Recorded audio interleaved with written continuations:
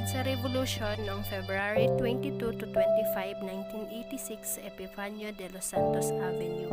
Higit 2 milyong Pilipino ang nagmarcha sa EDSA at napuno ang Ortigas Avenue hanggang Cubao. Noong panahong iyon, hindi pa puno ang billboards at gusali sa EDSA. Ang lugar kung saan nakatayo ngayon ang isang malaking shopping mall sa kanto ng EDSA at Ortigas Avenue ay dating landing spot ng mga helicopter. Dito nagtipon-tipon ang mga tao na walang takot na hinarang ang mga tangke ng militar. Sa kanto rin ito makikita ang EDSA Shrine.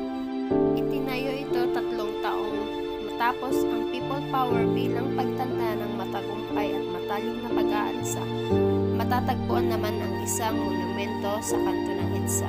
White Plains, ito ang people power monument upang dumagsa ang mga tao sa White Plains. Ang naging sentro naman ng pag-aalsa ay ang Camp Crame, kung saan naging in command na si General Ramos.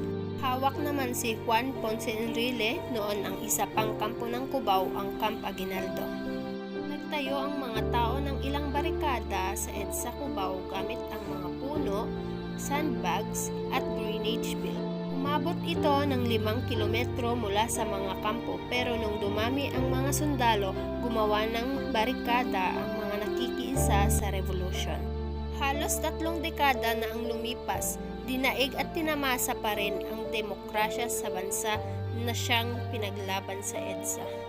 The People Power Revolution, also known as the EDSA Revolution and the Philippine Revolution of 1986, was a series of popular demonstrations in the Philippines that began in 1983 and culminated in 1986. But year in and year out, the Filipino people have been celebrating this important moment in our history, wherein we were able to peacefully topple a tyrannical regime and restore our freedom as a nation. This is not only relevant to the Philippines, but may be viewed as our contribution to the world, serving as a temple for political change without violence and bloodshed. Some of us believe that the change has come, yet we all know that, even after EDSA, we are still working toward the changes that we desire as a people.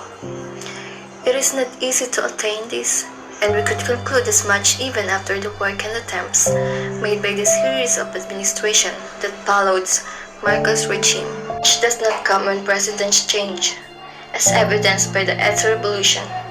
Change comes only when the whole nation moves in unity toward a certain goal. Divisive arguments on social media, politicking, criticism, and propaganda, bickering and fighting are not going to bring about the change that we want.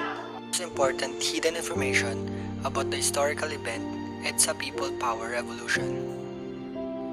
Cory Aquino had little to do with EDSA 1. Ironically, it was Marcos' legal and military pillar, his longtime defense minister, Juan Ponce Enrile, who in the last stand to defend himself and his Ram boys from certain doom was mainly responsible for EDSA 1. Fact number 2. Only a small faction of the military supported the mutineers. Enrile's Ram boys consisted mostly of the colonels he had taken under his wing as defense minister, including Air Force commander, Army commander, and the Marine commandant, were loyal to the chain of command. Next is the fact that under both the 1935 and the 1973 Constitution, Corazon Aquino was not qualified to run for president in the 1986 snap election. Considering the statement on both the 1935 and 1973 Constitution specified that the president must be a resident of the Philippines for at least 10 years, immediately preceding